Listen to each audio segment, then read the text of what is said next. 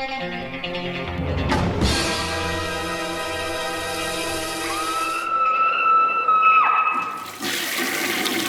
guys, what's up? It is week 317. Let's jump right into the reviews for you. And the first one up is from 1989. And this is Witchtrap, directed by Kevin Tenney. Kevin Tenney did stuff like Night of the Demons, The Cellar, Witchboard. This is not a sequel to Witchboard, even though it has the same kind of villainous looking guy on the front. So essentially what this follows is there's this mansion that Kevin Tenney himself, director kind of cameo here, inherited, and it was from his uncle, who has a very shady past. And everybody that moves in here kind of dies. They're murdered or they're scared away. And at the very beginning, this guy is kind of scared to jump from the second floor. So he basically calls in a special team, think Poltergeist or something like that, to kind of get rid of this ghost. The person running this team wants to kind of prove the existence of ghosts. They have a new kind of invention to kind of suck. It's basically essentially the Ghostbusters kind of thing to suck the ghost up. It's her husband, an actual kind of medium, and then there is a group of a videographer played by Linnea Quigley, who's in a few of Kevin Tenney's movies, most notably Night of the Demons. So this group goes in here along with three kind of rent-a-cops, and one of them which I believe is a regular, and they kind of try to figure out what's going on. Of course, there's going to be hauntings, and somebody's going to be controlled. There's going to be kind of telekinetic kind of chaos at the same time. Also, Hal Havens is in here from Night of the Demons. He plays Stooge, Sorority Babes in a Slime Bowl-orama. He's kind of the groundskeeper, and of course, he's still working for old Avery, the villainous kind of witch kind of guy here. So people are picked off in fairly gory ways. This is the first time it's been uncut. Well, this is a reissue, basically, of the Vinegar Syndrome Blu-ray that's long out of print. And this is the first time it's been uncut. You know, it wasn't uncut on VHS. It was cut to ribbon. So, yeah, it's fairly gory. It has a head explosion. Has somebody getting a hole in their throat and stuff like that. It has some squibs going off. This is a pretty entertaining kind of I don't want to say this, it's a very serviceable horror film. It's definitely made for the video market. It's everything you kind of expect. A little bit of nudity from Linnea Quigley, some decent kills, some okay dialogue, some funny dialogue, actually, some quippy dialogue. This whole movie was ADR, apparently, because they said that the person doing the sound kind of didn't pick up on a hiss, and they had the ADR all of it. Some of the performances do come across a little shaky, and I'm almost 100% sure that's why. So this one has a lot of the features that the original Vinegar Syndrome Blu-ray had. It has a different slipcover, of course. I don't even think the other one had a slipcover. But this is the MVD Rewind collection, kind of reissuing it, putting it back out there. And it's a fun horror film. Kevin Tenney's kind of one of those horror directors that really doesn't get a lot of the credit he should, you know. He directed a handful of horror films, and a lot of them are pretty solid. I've always enjoyed his work. So the special features include a 2K from 2K scanned in 2016 from a 35mm interpositive. Then we have a group commentary track with director Kevin Tenney, producer Dan Dukin, cinematographer Tom Jewett, and actor Hal Havens. Interview with director Kevin Tenney, interview with actress Linnea Quigley, interview with cinematographer Tom Jewett, interview with special effects supervisor Tasso Barr, Witchtrap VHS version, 92 minutes, and photo gallery and stuff like that. So the special effects artist basically talks to the second guy. He's a really interesting guy. He says, I'm not a huge horror fanatic. I'm just in it for the special effects, and I like watching effects heavy movies because I like to figure out how they did it, but also the psychological stuff. There's not really much I enjoy those two. So he talks about meeting Kevin Tenney. Everybody has nothing but great things to say about Kevin Tenney, Linnea Quigley included, and Kevin Tenney's got a nice interesting story about this one as well. I like this movie. It's very fine. Like I said, serviceable, and I mean that as a compliment because so much crap is not serviceable anymore. So it's definitely something I would rent as a kid and be completely happy with what I got. This is Witchtrap from MVD Rewind. Check it out if it sounds like it's up your alley. Okay, next up is going to be the game trilogy starring Yusaku Masuda, and the first one in here, this is the Most Dangerous Game, the Killing Game, and the Execution Game. They all star the same actor and same main character, all directed by the same director. So they do actually, it's not a loose kind of trilogy. They do have, I guess, some character continuity in there. But the first one up is the Most Dangerous Game from 1978, if I'm not mistaken. So the Most Dangerous Game. This movie opens up, it's really dark. And I don't mean that as an insult. It's just shot in a kind of untypical way. A way that I don't don't really expect to see a lot of Japanese movies shot in this way. Different, unique, almost experimental, and it's dark, and we kind of witness this assassination or this kidnapping and a couple of the bodyguards being executed. And the way one of the bodyguards is executed is basically your point of view. You point the gun and he gets shot, and you hear him like kind of moaning. I was like, the way they did that was really cool because it's within a scene, you know, and this movie has like these kind of longer takes at times too. So I was like, that scene was really impressive. So essentially what happens is this guy is down on his luck right now. He is a hitman, or he used to be, and he seems to be kind of a loser. He's gambling, he's getting beat up, he's just embarrassing himself, and he's contacted by this big Japanese corporation, and they say, listen, we have this person that's been kidnapped, and we think it's corporate kind of espionage, corporate kind of sabotage, because they're all kidnapping a lot of the executives from our place, and they're killing them, and they're trying to make it look like it's a kidnapping kind of thing. So they believe that something's up. They want to hire him to try to rescue this guy that's been kidnapped and whatnot. So he kind of does this like $20 million, I think, or 20 million yen, whatever, and he kind of goes to the mission, and the mission's insane. Like, it's an elaborate kind of shootout, and he fails it, but they still offer him another mission, and that's kind of when he starts to get a little kind of, you know, something's rotten in Denmark. But yeah, anyways, it's a pretty interesting movie. It kind of incorporates all that, you know, corporations, you know, backstabbing, whatever that. But the real main star is the main character here. And of course, there is some sort of love interest in here. And all three of them kind of carry that on. And the strange kind of, you know, relationships that he has with all these characters, letting them go, kind of basically doing the whole Clint Eastwood in the 70s thing, you know, basically raping women at a certain point. But there's a really pretty hardcore scene in this one where he basically kidnaps this girl and basically calls her boyfriend and like starts molesting her and putting it on speaker and everything. So that stuff's obviously going to be a little hard for some people to take. Obviously dated product of its time, but the kind of star in the movie is really what makes it. You know, his look, it's very unique. It was very influential. The way he's dressed and all that kind of aspect with the sunglasses and his demeanor, and he's tall, lanky, and you've seen him before. The same guy pops up in The Beast Must Die from 1980, which is a really good movie. If I'm not mistaken, I believe that's one where the character steals the police gun, and that one I remember being just a really insane movie about kind of a downtrodden citizen, a person, not even a citizen, but an individual, and it's just like one of these dark kind of looks at society. And I would really like to see that be released, and I think it was exceptional, to be honest. This actor definitely has a certain charm and unique quality, a screen presence, if you will. As far as the special features are on this one, we have a brand new audio commentary by Chris Pelagi and Mark Wallow, The Action Man, a 30-minute interview with director Tōru Murakawa. And yeah, so, and it also has like limited edition contents, booklets, and all that kind of stuff. So yeah, this was my first kind of experience with this, and I really did enjoy it. But the problem with these is you watch all three of them and you start mixing the plots. Although they do have a definitive difference in all of them, I think the first one has like a darker, more serious look than the second one, but the third one has even a darker look, but not a darker style, not a look, if that makes any sense. And the second one has the most kind of goof comedy, but he's also paired up with somebody in that one as well. So the first one, The Most Dangerous Game, I don't know which one I like the best. You know what? This one probably is tied. I think I might like this and the third one best. I'm not 100% sure. Or the second one. Maybe the second. They're all pretty equal. They're all kind of equal footing here. But good stuff. 成美翔平君か。よく来てくれたな。これはこの間誘拐された東日グループの親会社。この男を生きて救い出してほしい。あれは5000万現金だ。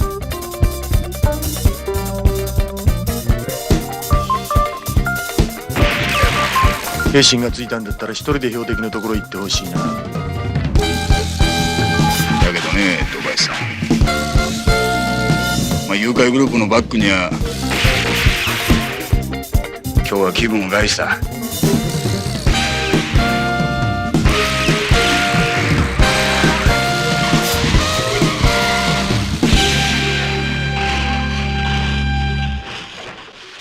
素敵なゲームをありがとう。あんたには別に恨みはないんですけども。あなたとまた巡り合うなんて思い、あなたに撃たれていた方が良かったのかもしれない。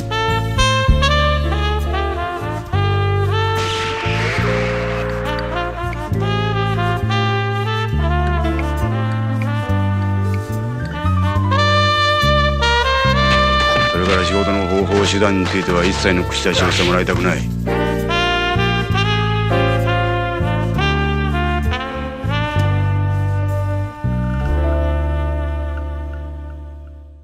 Okay, the next one up is The Killing Game, and I believe this was made 1 year later. These were all made back to back. I think both, in fact, all three of them, I think, may have been, the first two were 78 and the last one was 79.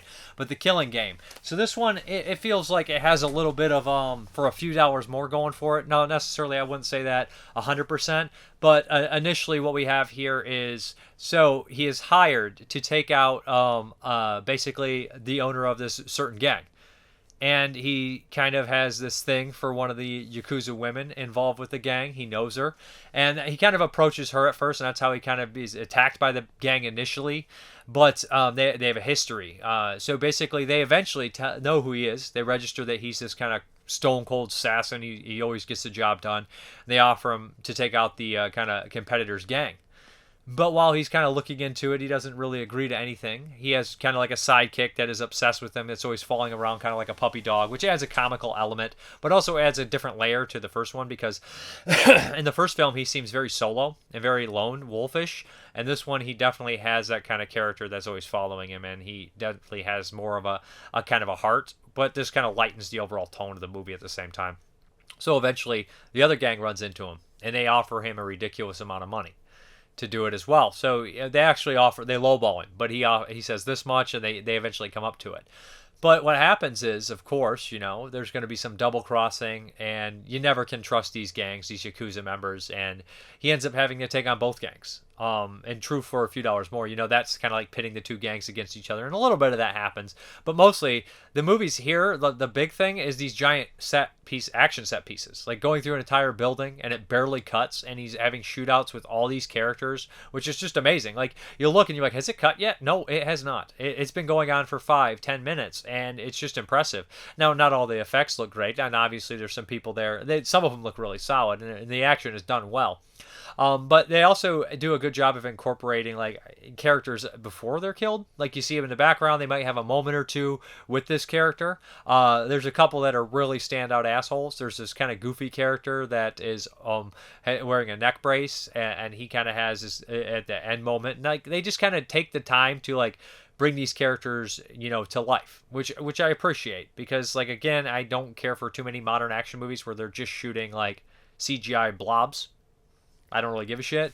But not all action movies are like that either. Just, a handful of them are, of course. So, like I said, this one is a lot of action, a high body count, and it gets darker. The ending is darker. As for goofy and lighthearted as this one actually is, the very ending, what this character decides to do is pretty dark. But again, he can't really trust anyone, and he obviously, is not the most easygoing guy. As far as the special features are concerned on here, there's a brand new audio commentary by Earl Jackson and Jasper Sharp. And then Remembering Yakuza Masuda, an interview with Yotaku Oki, film critic and personal friend of the film star. And I really like this special feature because he talks about, when they initially met, he was kind of like his bar friend and they became good friends.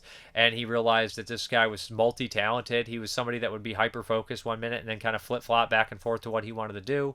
He talks about how the lead actor was a lounge singer at one point, or he had an album out, how, he just was a incredibly hard worker, worked with a lot of the Japanese's top guys, and he even goes up to his death, which was unfortunately very young, at 39 or 40. They never really could confirm which in the commentaries, but his last film was Black Rain. His last big film was Black Rain, by who did that one? Was it Ridley Scott?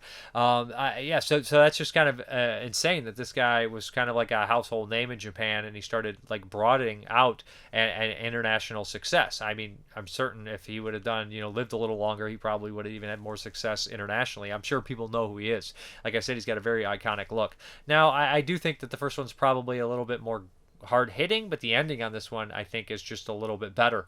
And, I like this one. I think that they're all really good and really solid, and I think they are all kind of on par with each other, which is rare in a trilogy of films, that usually one's kind of crummy, or one just, or the first one's just so much better than the other two, but that's not necessarily the case here for me.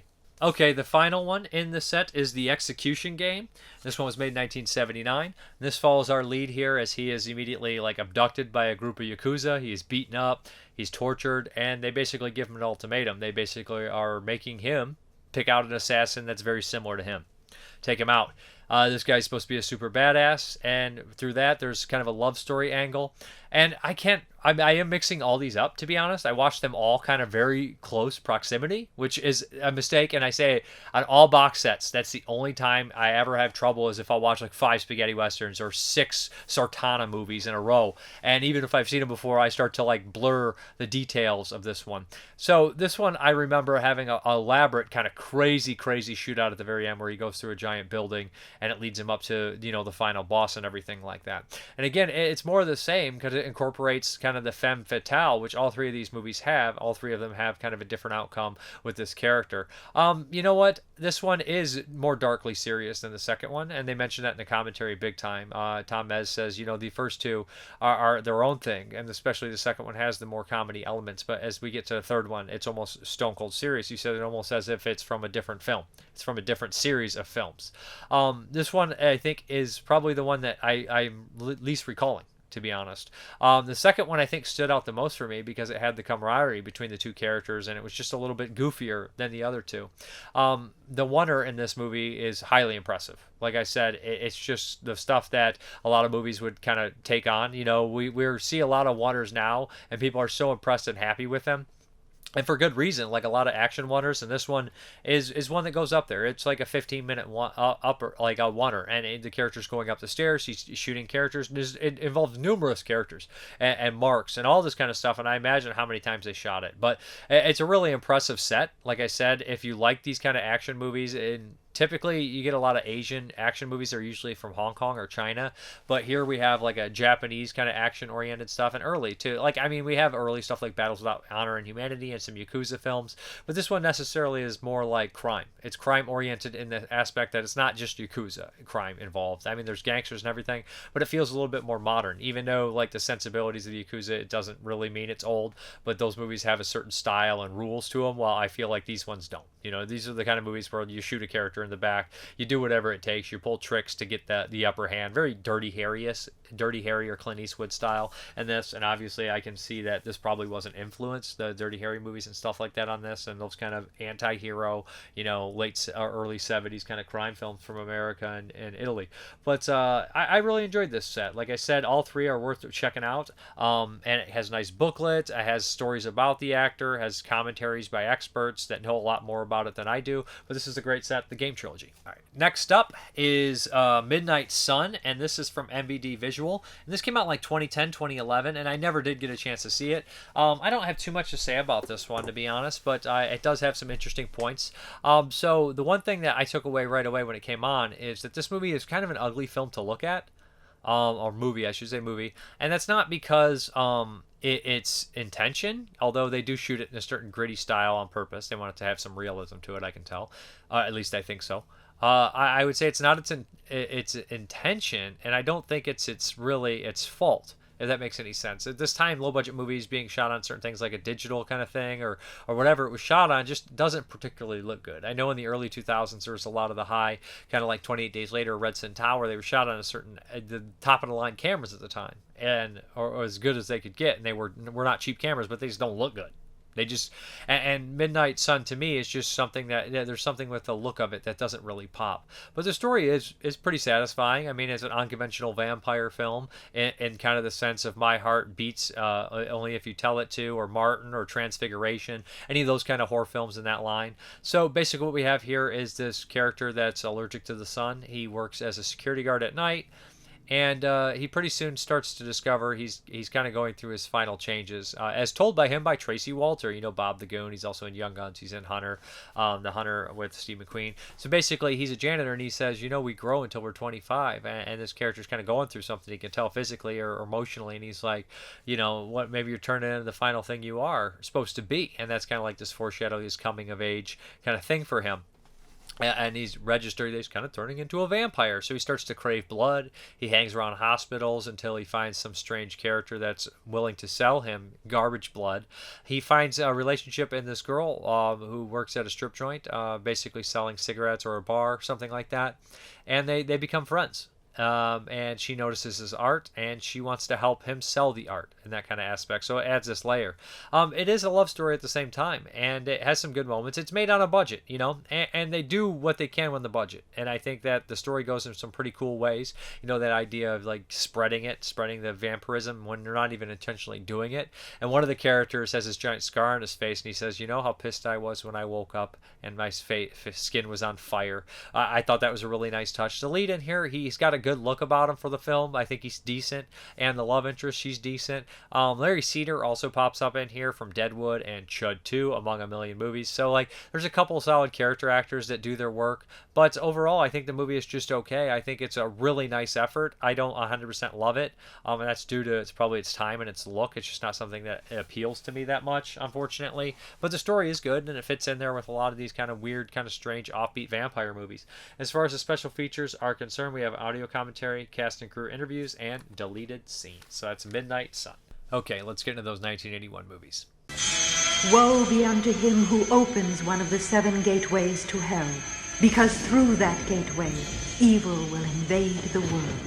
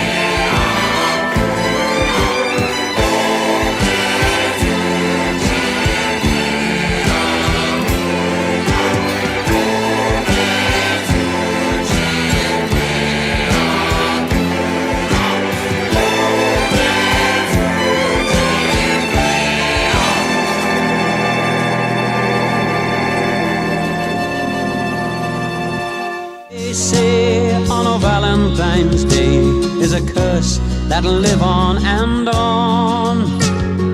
no one will know as the years come and go of the horror from long time ago.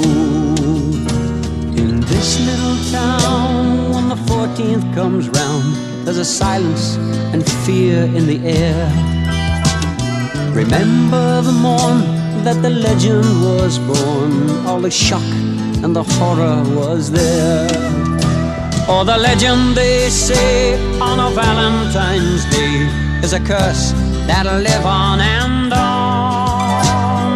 no one will know as the years come and go of the horror from long time ago. And no one will know as the years come and go of the horror from long time ago.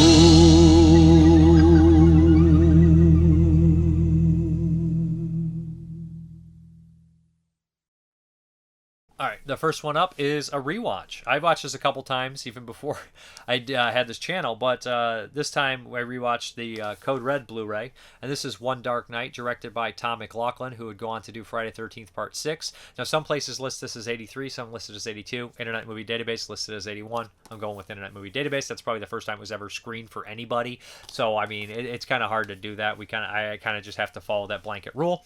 But this is a PG movie from 81, right? And this is a slow burn. It's got Meg Tilly, it's got Adam West, it's got E.G. Daily in it, so some familiar faces. Basically, we open up with kind of this really crazy kind of crime scene with these 6 dead young girls in this closet, and there's an old man, and he seems to be almost telekinetic. It's really weird, and that kind of opens it up. His name is like Regmar, if I'm not mistaken. Raymar. And so basically we also have like kind of like touches of his daughter, who's been kind of estranged from him for years, and Adam West, who's her husband, and she's definitely feeling some weird kind of bonds even though he's dead, all this kind of stuff. Something's just not sitting with her right. Meanwhile, Meg Tilly wants to pledge this as a sorority, and of course the leader of the sorority used to date Meg Tilly's boyfriend. She doesn't like her, so the thing is she's got to stay the night in a mausoleum, which used to be the original name to this movie. There's also one called Mausoleum from 83, which is pretty fun. But so essentially she's going to stay at this mausoleum while they're going to break in and scare the shit out of her. So that's kind of the intention. But what they don't know is that good old Raymar is buried here. And Raymar is very much into the occult. He's very much telekinetic, and he's very much kind of a necromancer kind of deal. So essentially what happens is about an hour into the movie, we have a lot of exposition, we have a lot of creepy shots, good atmosphere, good kind of building of characters. Shit hits the fan, literally. And not literally, but, you know, shit doesn't actually hit a fan. But shit gets really crazy when Raymar kind of breaks from his grave and starts using zombies or the dead to do his bidding, piling them on top of people, all this kind of weird shit. And the special effects in this stuff is really amazing. It's really gross, and there's a lot of maggots and bugs and just rotting flesh, and I'm surprised it got a PG, but all that stuff is great. It does take a while to get there, I will admit, and the first time I rewatched this movie, I was a little probably harder on it than I should have been, but for the most part, I really dig this movie. It's got a good vibe. Tom McLoughlin didn't go into the 80s horror movies, you know, thinking slasher, nudity, gore. He went in thinking kind of classic horror, and it does show a bit, and it even shows in his Jason film. Of course, his is the least sleazy, it's the least, you know, kind of gory. It's more in the you know, they makes Jason kind of a Frankenstein monster kind of character, which I can dig. As far as the special features are concerned on One Dark Night, we have a new 2016 master. This was also re-released by MVD if you missed out. So audio commentary with director Tom McLoughlin and writer Michael Haas, work print version of the film, brand new audio commentary, director McLoughlin and producer Mike Schroeder, brand new on-camera interviews with McLoughlin, Schroeder, star E.G. Daily, makeup persons Paul Clemens, director of photography Hal Trussell, Nancy McLaughlin, production designer Craig Stearns, plus original trailer. So I actually prefer this cover, I think. Maybe not. I don't know which edition I prefer. And this one's that much more standout. But again, I do like that MVD puts a lot of these back out, which is funny because I'm covering the original like Blu-ray release of One Dark Night, but I'm covering the reissue of Witchtrap, and I've already covered both of these. But anyways, One Dark Night. Check it out. The next up from 1981 is Hell Night, directed by Tom DeSimone. And Tom DeSimone, I believe he did Reformed Schoolgirls and he did some porno films. Now, this one has some DNA, it shares DNA with One Dark Night, of course, besides the title, Hell Night. It also stars Linda Blair, Peter Barton. Who else pops up in this bad boy? One of the Van Patten brothers, you know, not the one in Class of 1984, but the other one, all from the Dick Van Patten line, I believe. So, Scream Factory release. This is Hell Night, and it had been a while since I watched this. I did watch it. It had been years before I watched it, when I watched it for 22 shots, and then I'm rewatching it now, but I'd seen it way before that. And it's always been a pretty solid slasher movie. I've always liked it. And the plot's very similar. We have this sorority girls and fraternity guys that got to stay the night in this old, ancient, cursed house, right? And there's a great exposition dump here, where this character is walking and telling them the entire story of the Garth Manor. And I love that. And it's really good stuff, because if you listen closely, it makes sense, because they only found 3 bodies, but there's supposed to be 6. And then that kind of all ties in at the very end. I really like that, and that reveal. This one does have a lot of character building too. I mean, it takes like 25-27 minutes before somebody bites it in this one. The kills are good, they're effective. The villain in the film is also really good, really effective, kind of like from that long list of kind of like deformed kind of creatures. There's a lot this year, or deformed or inbred, Just Before Dawn, Funhouse, that's off the top of my head, but there's a lot of that kind of going on in 81 besides besides a slasher kind of ordeal. And the twist here I love. I love the little sting on there. I think that's good stuff, and it goes on for like another 10 minutes. They set up Linda Blair being a mechanic pretty well. Linda Blair's solid in this. It does take a little long to get started, but I think it's well worth it. And of course we have the kids, the fraternity sneaking back and wanting to play pranks on these kids when they're supposed to be staying the night. Sound familiar? Sounds just like One Dark Night, right? It's just a trope. But as far as the special features are concerned, we have interviews and commentary with cast and crew, including Linda Blair, director Tom DeSimone, producer Bruce Coyne Curtis, and more. Very cool stuff. I kind of dig that cover. I do enjoy the movie. It is a fun slasher from 1981, and it's not the only one, though. The next one from 1981 is The Monster of Frankenstein, and this is the kind of like TV animated Marvel version of Frankenstein, made from Japan, and this is the dub version. You can watch it on YouTube. And, to follow up kind of Tomb of Dracula from last year, from 1980, we have Monster of Frankenstein. Now, I'm a big Frankenstein story fan. I love Mary Shelley's Frankenstein. I love all the renditions, from the Universal to the Hammer to Basket Case to Frankenhooker. I'm into all these kind of weird I guess Basket Case isn't exactly a Frankenstein story, but Frankenhooker is. Basket Case kind of weird story. But I love all these kind of Frankenstein style stories. I've always been a big fan of it. I always love how they tell them. And this one is kind of a mixture between a lot of it. It has some similarities from the book, but it also mixes a little Frankenstein and Bride of Frankenstein all in that kind of mix. So we have here, of course, is Dr. Frankenstein creating the Frankenstein monster. And he immediately, like, the monster lights up from lightning, gets burst into flames, and obviously it develops an immediate fear from that. So it follows a lot of the same beats that we've seen in the Frankenstein story, except Frankenstein monster is much more sympathetic, and Dr. Frankenstein, in the book he is a monster. In this, he is the true monster for sure. He's an asshole. And what happens is they add this like kind of different layer here. So the blind man that finds the Frankenstein monster is actually the father of Dr. Frankenstein. So that's pretty cool. So he's also like that warning to his son, like, don't kind of do this kind of stuff. In some ways, you would think. But the idea that, it's mostly a tragedy, right? Frankenstein's monster is innocent in this. He's not a violent character. He's not a brooding character. Although he doesn't carry out his violence on purpose. The only time he ever uses it to defend himself. So it's even more tragic. And the ending is pretty dark. But yeah, I like the design of the Frankenstein monster in here. I like the relationship he has with the old man. I like the relationship he has with the little girl. All that stuff, it kind of fits right into the book, but fits more into like kind of a weird bastardization of the Universal horror films, kind of mixing all the ones they wanted and just picking all the ones they like from it. This is pretty decent. Like I said, it's an hour and 20 minutes. You could do a lot worse, and it's very interesting to see how like Marvel and Japan kind of tackle the Frankenstein story in this aspect from 1981. Okay, the Patreon pick is Incident at Raven's Gate, or The Encounter at Raven's Gate. Now, this is an Australian, I believe, sci-fi flick. I'd never seen it. I had heard about it. It's made in the late 80s, 88 if I'm not mistaken. So what we do is we follow this kind of small, isolated town, and there's kind of this farm where a character is kind of raising up these like plants and doing special things with them, water, all limited, all this kind of stuff. Him and his wife and his new release from prison brother, who's kind of a troublemaker. He's got like punk rock clothes. Doesn't really fit with the aesthetic of this town. There's lots of drunken guys that don't like him. He kind of has a thing for the bartender, but he also kind of has a thing for his sister-in-law. So basically what happens is strange things start to occur. The structure of the story is bizarre. So we open up and we have a cop kind of going in the outskirts in this burned down town, this house, and he is approached by what appears to be some sort of federal agent or agent that has power and everything like that. And it's really tense at first. But then he kind of figures, you're the only one that can help me. And we kind of have these two linear stories going on, and we kind of get flashbacks to what happened and kind of all the tragedy and stuff within this. So essentially, it starts off kind of typical, the bad radios and tapes aren't working correctly. They completely switch magnetic, stuff like that. All sorts of bizarre things. Water's being used up when it shouldn't be. And it's putting a lot of tension on the entire town and amongst a lot of each other. So eventually, shit hits the fan when our lead here, along with the cop, who has his eyes set on the bartender, although she loves, our lead here, kind of witnesses this this house, the house that has been kind of bombarded by whatever power.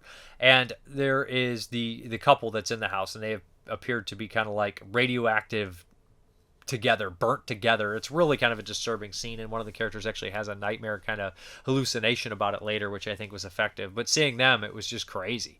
It was an effect that was just far superior than the rest of the movie could afford. But this movie's all right. It's interesting. It's got some creepy elements. You got to like what they do with the kind of alien house. And I don't think I've ever seen too many alien Australian movies. I know Undead has an alien aspect about it, and I think Evil Aliens has the kind of alien kind of aspect about it, but is that one UK? I think Evil Aliens by Jake West is a UK film, but we do have the previous mentioned one. And hell, some people think Picnic at Hanging Rock is alien involved as well from Australia. But this movie I think is decent. It's worth watching. It has some really good imagery, especially when it comes to the house. But the characters are not exactly the most interesting or likable to follow, although that there is some decent times, and I do think that Incident at a Raven's Gate is solid. It's worth to check out if you're interested. All right, let's get in these questions, comments, concerns, all that jazz. Last week I got to let you guys know I was out of it. I was blabbling on, and I know I made a couple mistakes when I mentioned Glickenhaus again. Like, Glickenhaus was involved with the first one, but not the second one. I don't fucking know what I was talking about. I was out of it. Tired. Sometimes I'm tired doing these. I'm a little out of it today, too. Fat Pig the Conqueror. The oven scene in Absurd is so brutal. Indeed. Southport Rocker was pleasantly surprised by The Grave as well. Had never heard of it prior to the Vincent release. Me either. WTF, What the Flick. I love Butcher Baker Nightmare Maker. For a while, it was hard to get, but when they re-released it, I picked that shit up. I love it. Movie Junkie Reviews. Butcher Baker sounds interesting. Still have yet to see it. You should. It's great. Chimozin, The Grave was a little cool movie. I like that one. I blindly bought the VSA release on it solely for the cast, and it did not disappoint. Anthony Michael Hall and Eric Roberts were hilarious. I wish Vinegar Syndrome would put more gems out like that. They become much more spotty between cool, unearthed movies and stuff that is just too low grade. Good effort into every single release, though. Kentuckinator 2920, LOL. Yeah, that movie would put anybody to sleep. I was falling asleep last week. 3 times I was like, ugh, dozing off. Nick Moole, my farewell message last week got lost in translation as my cell phone decided to correct my spelling. Ain't AI grand? Yeah. What I meant to say was, keep up the excellent work, Dave, though I doubt Mrparka would ever release crap content. You never know. Butcher Baker Nightmare Maker is one of those films that you can't help falling in love with. I sure did when I first saw it first decades ago. Glad you enjoy it too. I do. Questions. Blu-ray media books seem to be a thing of the past. Do you like them? Media books? I don't know. I don't hate them. Some of them are really gnarly and cool, but, sometimes the weirder, the crazier the packaging, the harder it is to shelf. Do you foresee a point where AI will write all scripts? Maybe not all, but I do think that they will use it as a template, punch it in, and then fix it up. What's your favorite adaptation of Dr. Jekyll and Mr. Hyde? Mine is Dr. Jekyll's Sister Hyde. That's a good one. I'm also a fan of that. I also like Dr. Heckle, Mr. Hype, the goofy one. But maybe it's Dr. Jekyll's Sister Hyde. I really do have a fondness for that one. Till next week, young sir, whether your videos are long or short, they're always top-notch. Thank you. Ilk Vomit, only 39 minutes. Yikes. Sorry. Fetish Magic, sexy, Mr. Parka. The cast was, so Ken Coakley. Susan Tyrell freaked me out in Butcher Baker Nightmare Maker. She was like Kathy Moriarty after a 3-day meth bender. Bo Sevson went against type as the crooked cop after having played a real person in the Walking Tall sequels, but he pulled it off. The cast was chock full of horror exploitation luminaries. The TV repairman was played by Casey Swam, who played Roy's coworker in Friday the 13th Part 5. You're right. Britt Leach, who played Sergeant Cook. Brett Leach, who played Sergeant Cook in Silent Night, Deadly Night. Yeah, that's the guy in Great Outdoors too. He plays the store owner in that one in Silent Night, Deadly Night. He's also Jim Morrison's roommate in college. Susan Tyrell did some voiceover work. She narrated the Ralph Bakshi film Wizards as well as narrate Document of the Dead. Steve Easton, who played the coach, was in Nightmare on Elm Street 2 as well as The Hidden. One film Bo Sevson did in Italy that I wish would get a Blu-ray release is Thunder Alley. Actually, I'd like to see the whole trilogy on Blu-ray. Me too. I've never seen that one though. But Susan Tyrell's an excellent actor. She's so good in stuff like Andy Warhol's Bad and Forbidden Zone. Just a lot of stuff. She's really good. You know what? Let me think of a question here. So, what are some of your what are your favorite recent genre horror pickups and stuff? Genre pickups on Blu-ray, if it's from the Vinegar Syndrome sales or what, or are you looking forward to the Severance sales? Let me know some of your favorite pickups in recent times within the last few weeks or so. But I guess we're gonna get into that update. All right, let's get into this update. I know it's been a while. First up, on 4K, I did the Scream Factory 4K sale. This is Army of Darkness. Trapped in time, surrounded by evil, low on gas. I love this movie. I know this is unpopular opinion. This is my favorite of the 3. Not saying it's the better. I'm just saying that I like it the best because probably I grew up with it and I saw it the most at a young age. But yeah, this only has the theatrical cut in 4K. The rest, it has the other 3 cuts on just Blu-ray. But it's weird because they did not do the director's cut. But they have a 4K scan of the international cut, but only on Blu-ray, which is strange. I think they would just throw it on 4K as well. Anyways, the cost, I guess, to keep it down. Love Army of Darkness. Next up is John Carpenter's The Fog. Never going to turn down a chance to upgrade a John Carpenter movie, especially for the price. Really good movie from 1980. Jamie Lee Curtis, Tom Atkins, Buck Flower, Hal Holbrook, Janet Leigh. Just good stuff, man. Great ghost story. Great film from 1980. Great Carpenter stuff. Then we have Company of Wolves by, who did this? Neil Jordan. I've never seen Company of Wolves. This is a huge blind spot for me. I know, on 4K. Super happy to finally check this one out. Can't wait to watch it from 84. Yeah, this one is one that's been on my radar for years. Angela Lansbury. I'm looking forward to Stephen Ray. Then how can you go wrong with Brian De Palma, Stephen King, Carrie, Sissy Spacek. I love this movie. This is a great movie. Started high school horror as we know it. Just amazing stuff here. Iconic. Love that it has the classic artwork too. I love that stuff. Anyways, Carrie is just an all-around great film. Anybody's not seen Carrie, I don't know what to tell you, to be honest. Then we have Candyman. This has been years since I watched Candyman, probably since the late 90s. Really want to revisit, so I'm going to revisit in style. I didn't even hate the kind of reboot. I know a lot of people did. It had its problems, but it had its charm to me as well. But this one right here, it's been forever. I can't wait to check it out finally. I mean, I love Tony Todd. He's great. Then we have Piranha here, the original by Joe Dante, also a movie that I love and I haven't watched in years. A lot of fun, It's a ripoff of Jaws, but damn, it's a blast. Got Paul Bartel, Bradford Dillman. Who else is there? There's a lot of people in this. Kevin McCarthy's in there, yeah. Keenan Wynn, Barbara Steele, Dick Miller. I don't remember half these people being in this fucking movie. I definitely can't wait. And Pino Donaggio. I can't wait to rewatch this one. And then next up we have the Eureka, Hopping Mad, the Mr. Vampire sequel. Super excited to finally grab this. I've seen the first one. I really like it from 85. This one has Mr. Vampire 2, Mr. Vampire 3, Mr. Vampire Saga 4, and Vampire vs. Vampire. Good price, too. Can't wait to watch these when I get to the mid or late 80s movies. But these are a lot of fun. The Hopping Vampires, the crazy spells. But anyways, that is the update. I hope you enjoyed it. Until next time. All right. Thank you guys very much for watching. And as always, have a good one.